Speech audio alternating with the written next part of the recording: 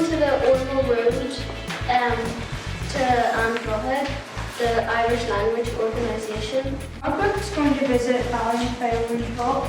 We're going to Negros. It's the Northern Ireland Council of Refugees and Asylum Seekers. We're going to St Malachy's Church, Fitzroy Presbyterian Church, the Food Bank, Belfast City Hall, Chinese Welfare Association.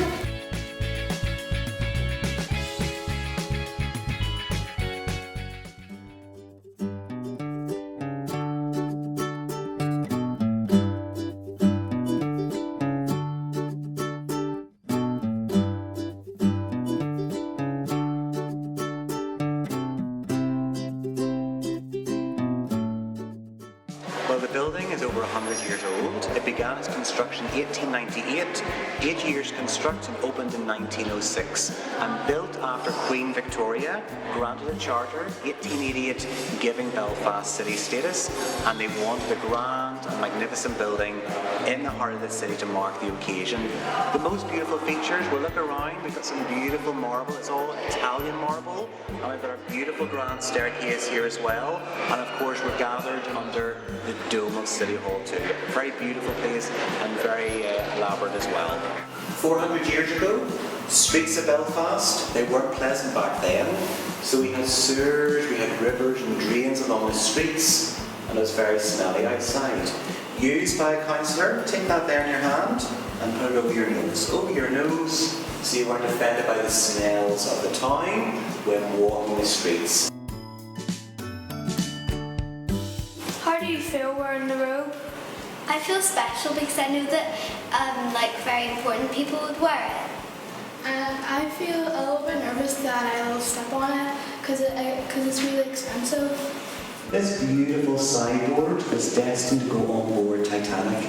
It is meant to go on board the captain's quarters as a dresser or sideboard for all the cutlery, the tablecloths to be stored in. But the piece of furniture, it missed the sail date from Belfast by just a few days. Okay, boys and girls, we're going to move into the next room. It's the most important room in City Hall, and it's called the Council Chamber. And we're going to have a seat in the chamber, and I'll tell you about this room as well. Let's move through and take a look. Okay.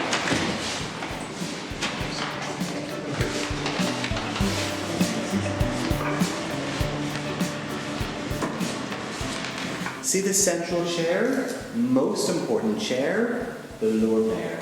She sits in the middle, chairs the meeting, Deputy Lord Mayor, and then we have a Chief Executive as well. Why did you decide to become a tour guide? What's it like and what kind of people do you meet? Well, I've been working as a tour guide for many, many years. I started doing guided tours when I was 18 with the National Trust, with a very old historic house. I did the guided tours there, and it was a few years later that I applied for the job here at City Hall and got the job here.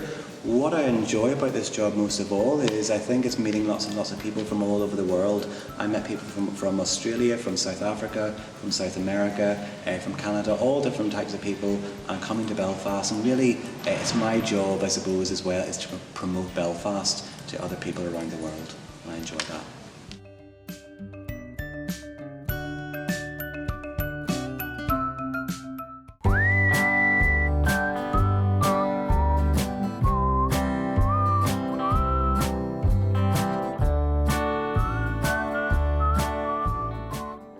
That's an interesting one because in Irish we don't say pull and push for a door. We don't say pull and push. Would means from you and hobbit means towards you. They all interplay in that way. No language is an island. This is Andraighead. It is an Irish language organisation and an Irish language centre where we teach Irish, where children learn through Irish, and children attend daycare and nursery, all through the medium of Irish. Irish in my family, in a sense, skipped a generation. My grandfather spoke it, but my mum and dad didn't speak it, didn't have any interest in it. So when I was growing up, I would have heard a few words from my grandfather, but that was it. So I started learning it at school, and then I kept it on and had a real love for it. What I love about the Irish language and culture is my own passion is literature. I studied literature at university and I kept it on and did a doctorate after my degree, so I have a real passion for Irish language literature, and I think any literature in any language can open up your mind to a whole new world. What is Irish culture nowadays? I love that question, the nowadays. I think the nowadays on that, it's no different from what it ever was. I like to think any culture that happens on the island of Ireland is in a sense Irish culture, even the likes of Orange culture. I like to think, although it's not up to me to say, but I feel that is a kind of British Irish culture, because it's something that in a sense I am proud of to have as part of our whole diverse, multicultural world that we live in. But then there's a narrower definition of Irish culture, which would be Gaelic culture, and that's what we do here. So we would look at Irish language song, Irish traditional music, Irish dance, Irish language art or Gaelic art. What is your favourite thing about your job in this place? My favourite thing about my job would be the people here, the people I work with. We're a very small organisation and we now have 30 people on a daily basis working in this building alone. We then have around 40 musicians on a weekly basis taking part in our music programmes. We have 9 teachers as well for our Irish language programme on a weekly basis, so there's a huge amount of people here and I love interacting with those people and working with those people. That's my favourite thing. My favourite thing about the place is the place, I suppose, itself. I've an affinity with the Lower Ormeau. Well, I like the Lower Ormeau. As I said, I'm not from this area, but I've been working here now 14 years, so I do like the area. But this site, this place itself, there's nothing I like better than finishing late on a sunny Friday evening and locking up the centre quietly on my own. It's just a beautiful place that was built for children, and you still have it. Even though we do a lot of different things these days, there's still a lovely, positive, child-focused atmosphere in this place, and I always have a lovely feeling here, so I love the building itself.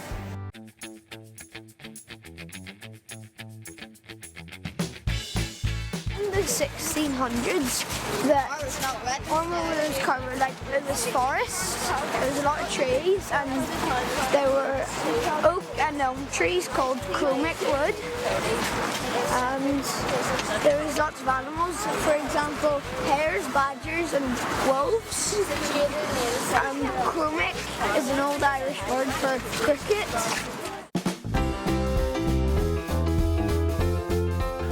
We're actually here in Ballinafy Orange Hall, which is the headquarters of the Orange Order on the Ormeau Road. The Orange Order's been here for over 200 years, and this hall was actually built in 1887. Tell us a bit about the Orange Order and what it is. Well, the Orange Order is formed to defend the Protestant community, so it has its at various stages of its history. So it has its most prominent role now is religious. It stands for the Reformed faith, but also with its community. The local community here would use this Orange Hall for family occasions such as weddings or engagement parties or birthday parties. Also, there would be fundraisers for charity in this Orange Hall. The actual room that we're in here at the moment is used for lodge meetings, so each month there would be 10 or 12 meetings in here where the various lodges meet in this room. When did you join the Orange Order and what inspired you to join the organisation? Well, I've been in there, as I said, the family has been involved in the Orange Order for a long time. I was actually age 4 when I first walked with the Orange Order. That's back in the days when it went to Finicky.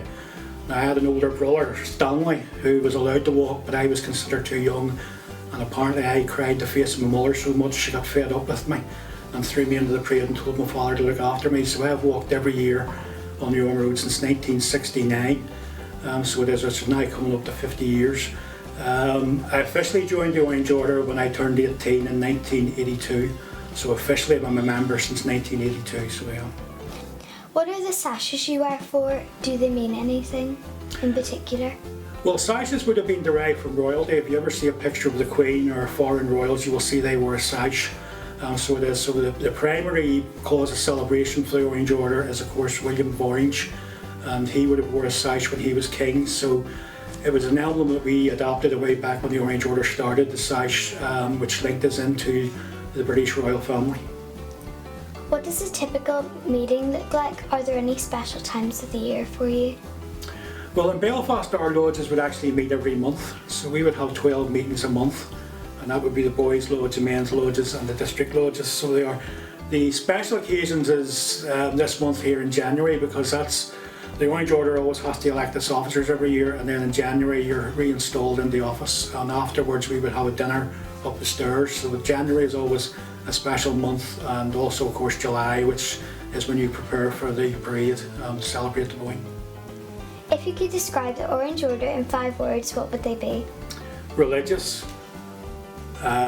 faithful to the British Constitution, community, respectful, and willing to relate to other sections of the community.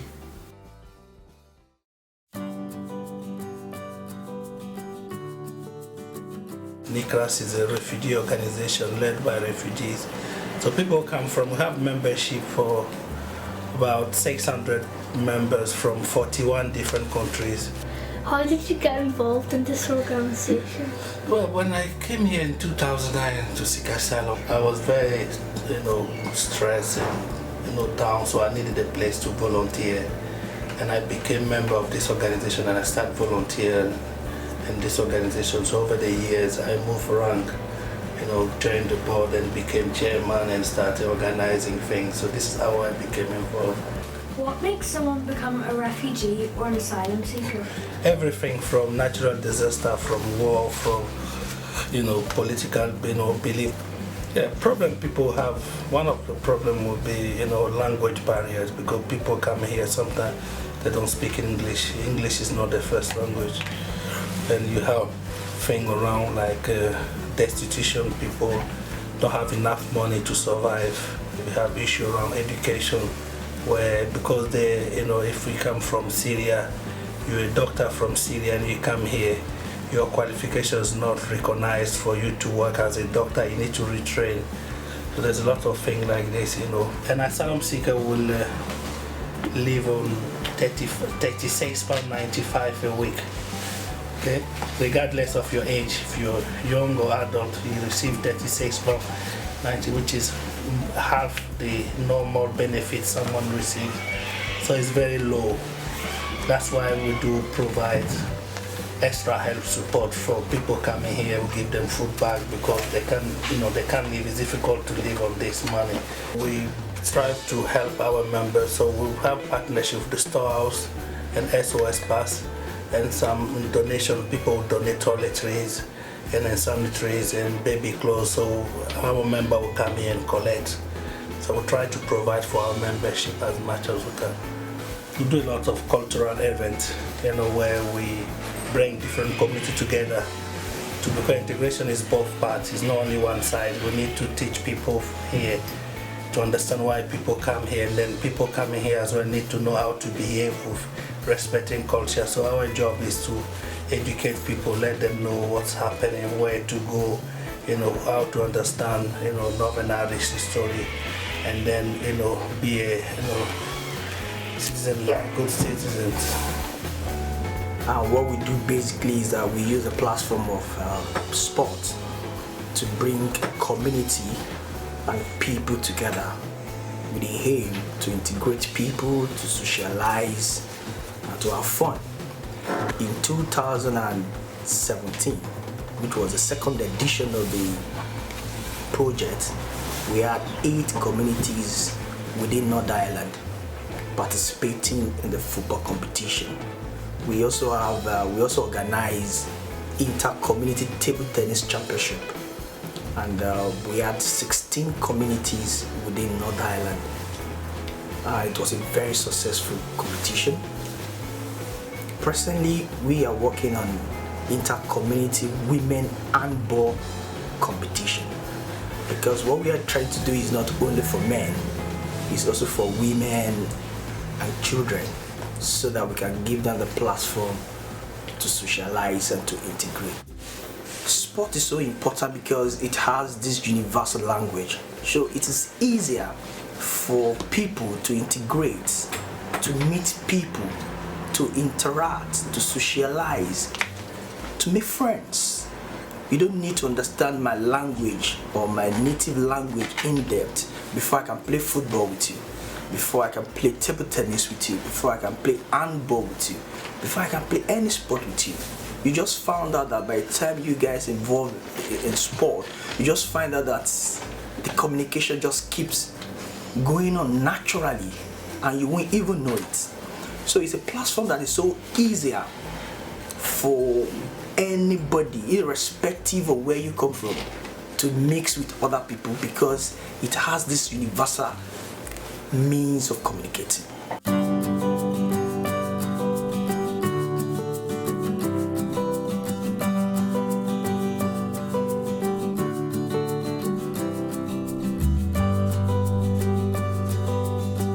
Church is not a job that's 9 to 5 where you can kind of clock out and go home and go fishing or playing golf or whatever. So I find that my life is pretty much all tied up with, in some ways, what I do. For instance, one of my favourite things is to listen to music, but when I'm listening to music, I'm always thinking, could I use that in church? Is there a quote in that song that I could use from a sermon on Sunday? Well, when I was 13, I started going to this youth club, and there was a lot of people there who believed in Jesus and followed Jesus, and I didn't believe in God actually at the time. I was 13, 14, 15. I thought, there's no way there's a God. Then when I was 17, I started to ask questions about their lives and why they were following somebody and passionate about somebody that I didn't believe existed. And I kind of prayed a prayer. It's really strange. I kind of prayed a prayer to God that said, if you're not there, don't tell me you're there, which obviously couldn't happen. But I sort of said, God, if you are there, I would really like to know that you're there. So we're involved in the food bank down in a Mornington project that we help run on the Lower Ormeau. We're involved in Botanic Primary School, where we go in and do RE classes, and I'm doing assembly occasionally. We're involved in different projects with the Holy Lands. We've run a St Patrick's Day Festival the last couple of years. We're now engaged with Donegal Pass because we've been given a building in the middle of Donegal Pass, and we're asking what we can do for the community there. And at the moment we have a photographic exhibition here which is from Donegal Pass, and we partner with them in putting the exhibition on. University, we would run some Sunday night events that would be for students or for academics, for theologians, for people who want to know how faith works in the real world.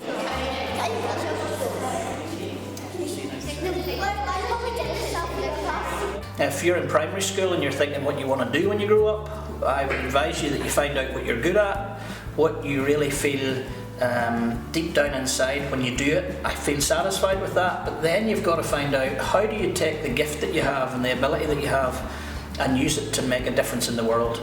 And for me, the gift I had for communication, I wanted to be a journalist. So what I could have done is I could have been a journalist and written a lot of stuff about football or music, and people would have read it, but would it have changed anything? For me, it was using the gift of communication that I sensed I had in order to make a difference for people and for the world I lived in.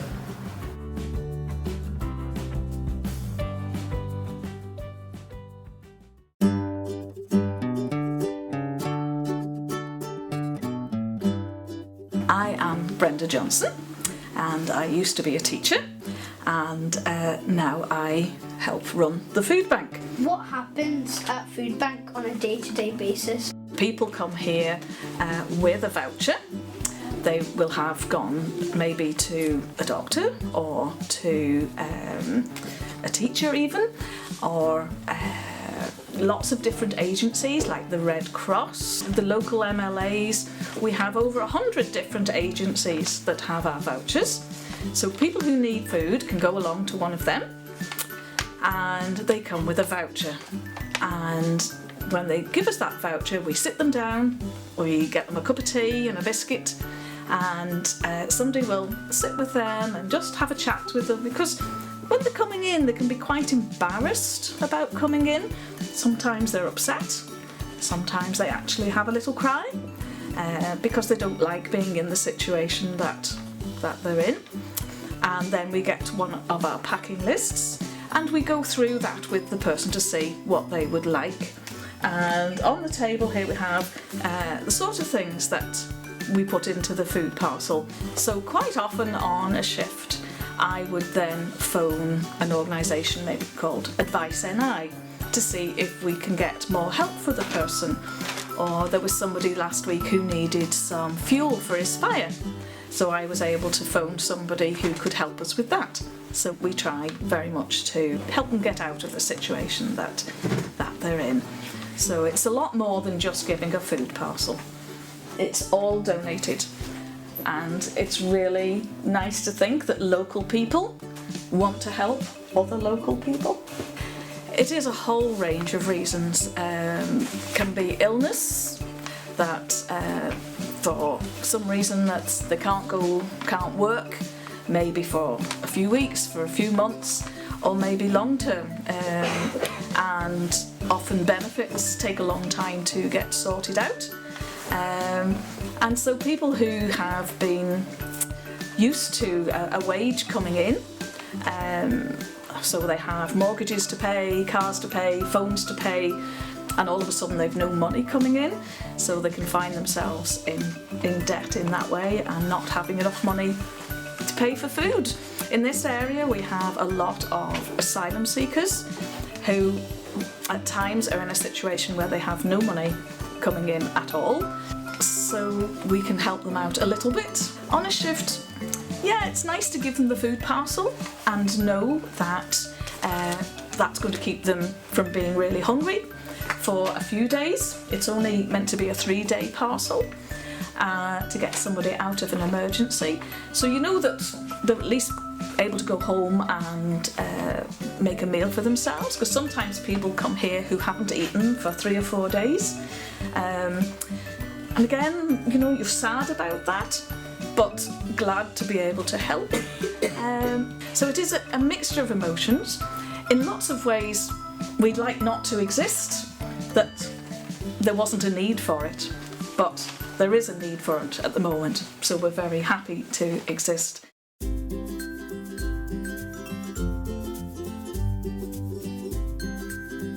I want to sleep. 我要睡觉。 Hear that? Everyone repeat. 我要睡觉. Try again. 我要睡觉. 睡觉. Not bad. Okay. So when people were going to their birthday parties in P7 and they were saying, I can ride my bicycle, I used to say, well, I can speak Chinese. So I became the kind of nerdy kid who said they could speak Chinese, but of course I couldn't. When I went to school, I discovered I liked languages. Went to secondary school, loved languages, and then when I was 16, I decided to learn Chinese. I went to York University in England, spent 4 years there, 1 year in China, came back to Northern Ireland a few years later after I taught English around the world, and then I became an interpreter. That was my first job. And then I became an interpreter in the hospital. That was my second job. And then I became a health advocate, which is kind of like an interpreter in Chinese welfare, in 2006. And then I became the boss about 4 years ago. So that's my story. The core bulk of what we do is about health. So we have an elderly project, and that is to support people over the age of 50. Of which there are many, many elderly people, 70s, 80s, 90-year-olds who come, and the focus of that perhaps is that every Tuesday there's a luncheon club, and those people come in and they have a lunch together, which is great for social issues. Most of those people don't speak English at all, or very little, so that is a way of them feeling not very lonely, to be with people who speak their own language. 这个方面我好激动. I mean, I'm very excited about this area because, yes, I lived in China for many years, but I've decided I haven't been back to China for 7, 8 years. Actually, no, 10 years. But I haven't been back to where I studied for 20 years. And I've decided to go in April. I'm really excited.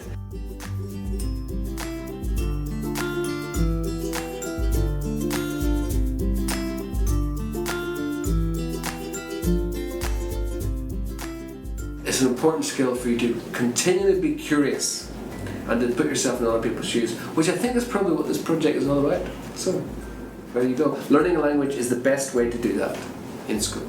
我要水饺。我要水饺. Hear that? 水饺. It's a rising falling tone. Everyone do this with their hands. 水饺. 水饺. The first one is 水饺. 水饺. Try that. 水饺. And then 水饺. 水饺.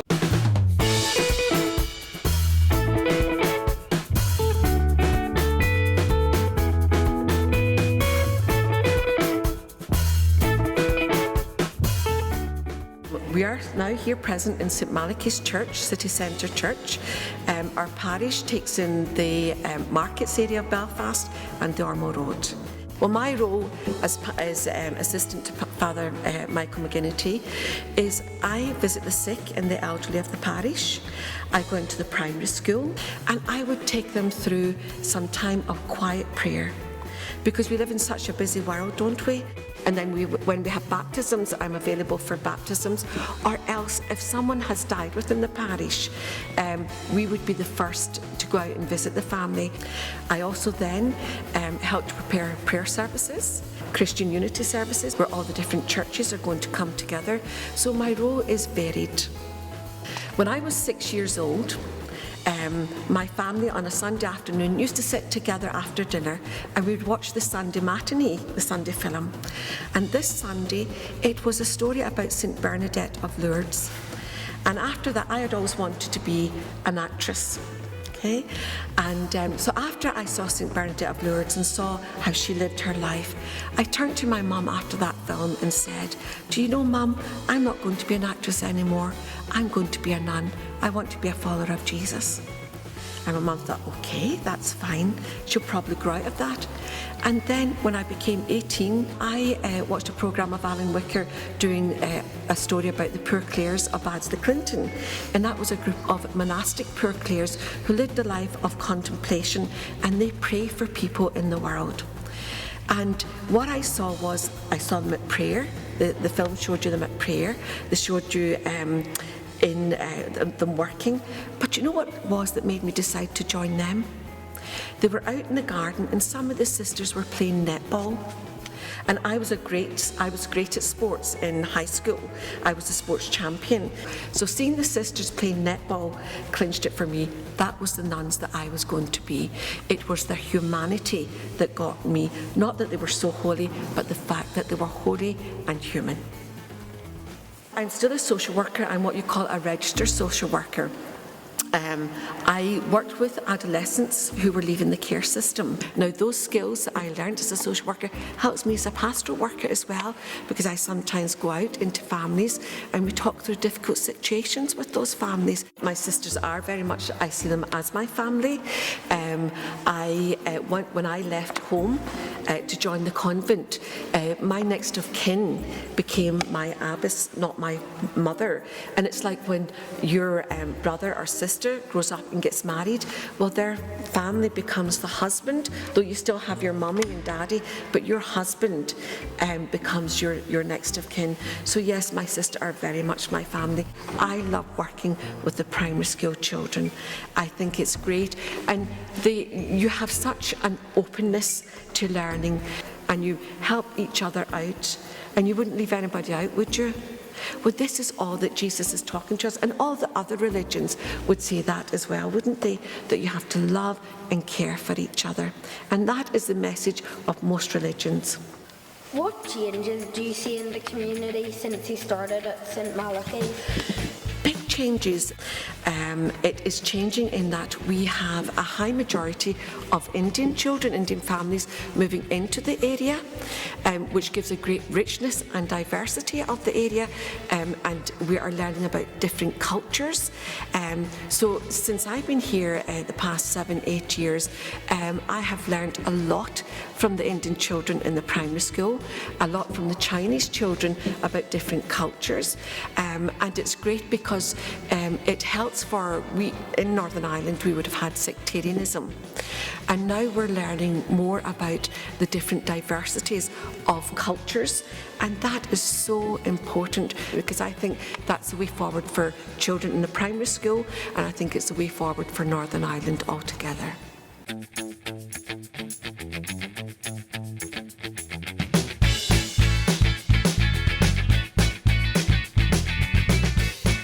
One thing that you found out today that you didn't know before.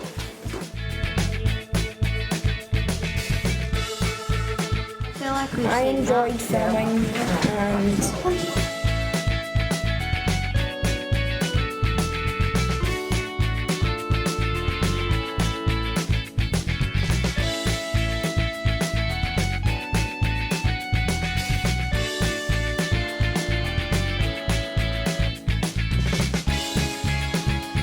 other schools like Rosetta and Botanic is like interesting and like working with other children and going on like wee adventures and learning about history.